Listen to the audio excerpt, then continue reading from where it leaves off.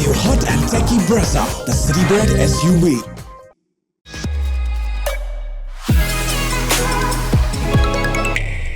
Mumbai are still stranded on just 6 points after 9 games. Will their fortunes change as they make the trip to Lucknow to take on the Super Giants, who sit prettier comparatively on 10 points? Let's build up to match number 48 on Maruti Suzuki Arena. Presents ESPN Cricinfo Timeout, powered by JBL, in the company of Tom Moody, Aaron Finch and Irfan Pathan. Thank you for your time, gentlemen.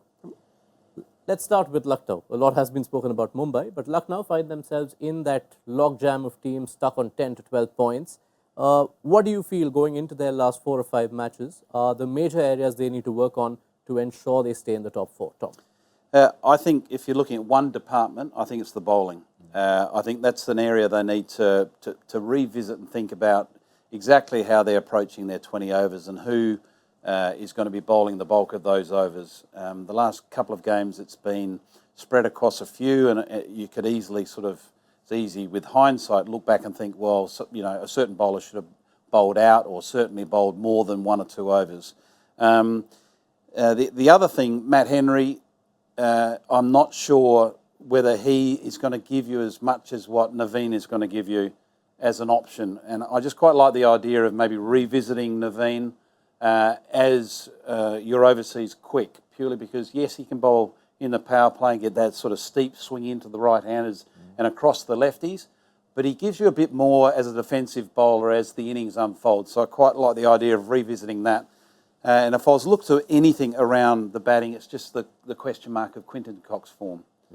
So maybe that's an area they need to look at. Oh, you'd be prepared to drop to Cock? Yeah, I'm just something we're going to visit. Okay, all right. So let's tuck into some of those points. Let's start with the deployment of the bowlers. We saw a couple of games where Stoinis was effective, but then not given a second or a third over. Ravi Bishnoi's usage has been a constant line of questioning. Are Lucknow perhaps getting confused somewhere with their bowling plan? Absolutely they are. I think they've probably got too many bowling options once they bring in the sub. So then you go from, like you said, Stoinis being an effective bowler to then he doesn't bowl and then he does bowl again, even though he's going around the park a bit. So it seems like a really confused KR Rahul on when to use guys. And then Bishnoi last game, he's been good for them and then bowled the single over in the 16th over after they brought Mishi in for the impact sub. So I think they just need to simplify it a little bit. And the best way to do that is generally go one less bowling option. So it almost forces you into a corner on who you bowl and just backing your best bowlers in. The other bit Tom touched upon, Matt Henry, 1 wicket in 3 games. Naveen ul Haq was among the wickets early in the season. Should they be bringing him in?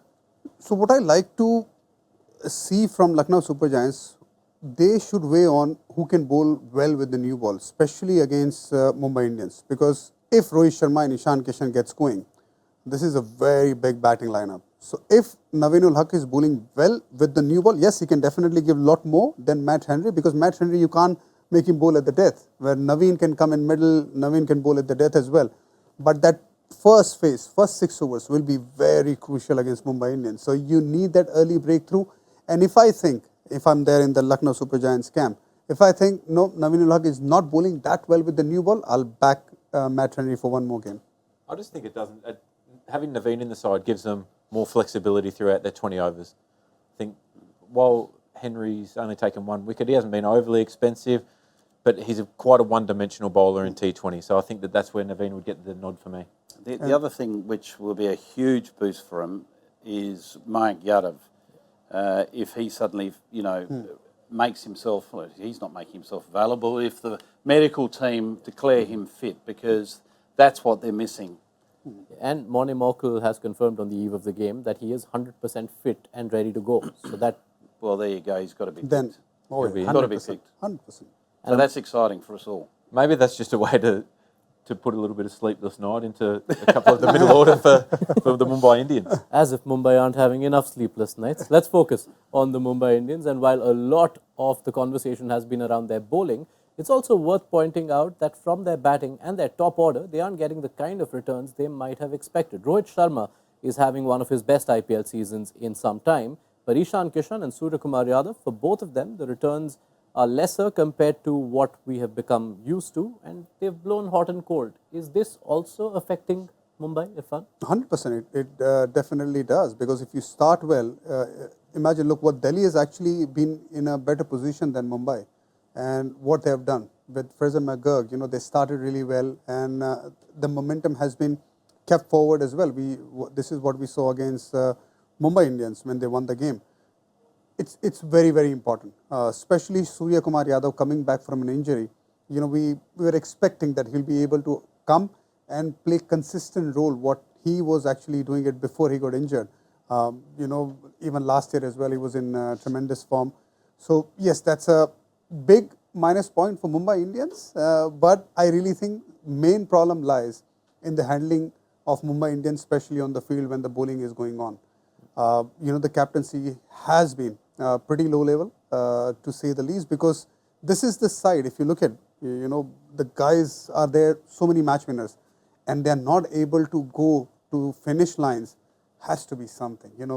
I really think that not playing Kotse as well in the last game obviously might be some injury concern, but getting Lookwood in, where they've tried different bowlers as well, might not even try just Indian bowling lineup. They have guys like Arjun as well. Just give him the ball and give him some confidence. So it's all about managing the team better, and those small margins, like how many runs Mumbai Indians lost for against Delhi? 10 runs. It's a small margin in a big important run chase, where I thought if those small margins would have managed better in the field, especially a small example where Finches actually will agree with that as well, that giving someone like Bumrah the first over, who's not faced Fraser McGurk ever, that surprise factor could have come into play as well. So this is like the small thing, and there's so many things that have happened throughout the whole IPL season, this season what I saw. So this is the main reason what I think for Mumbai Indians.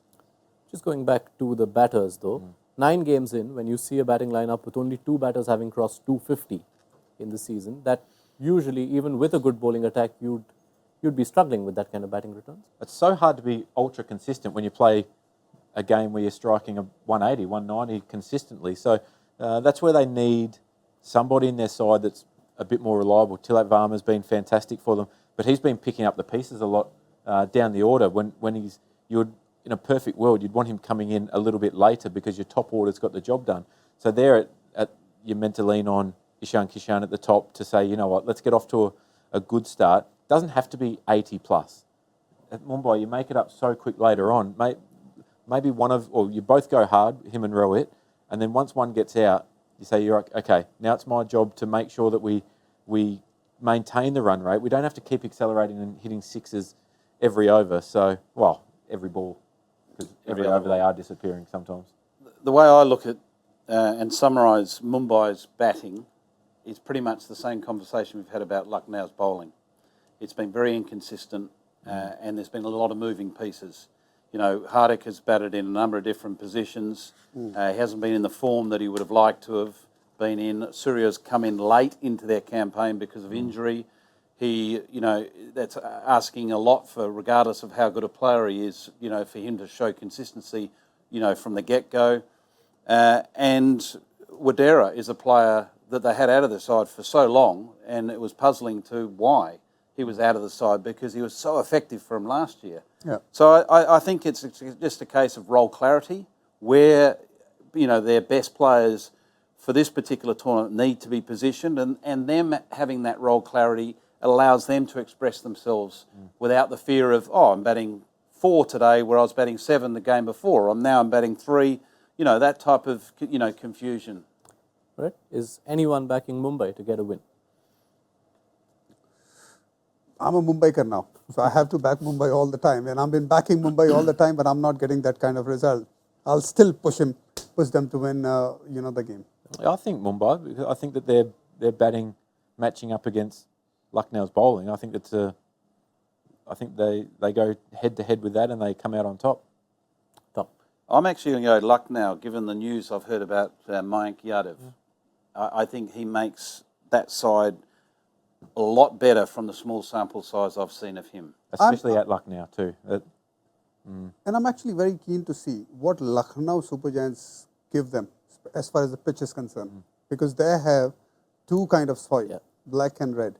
So I'm very interested to see what they give. What would you to give Mumbai them? Indians. Black soil.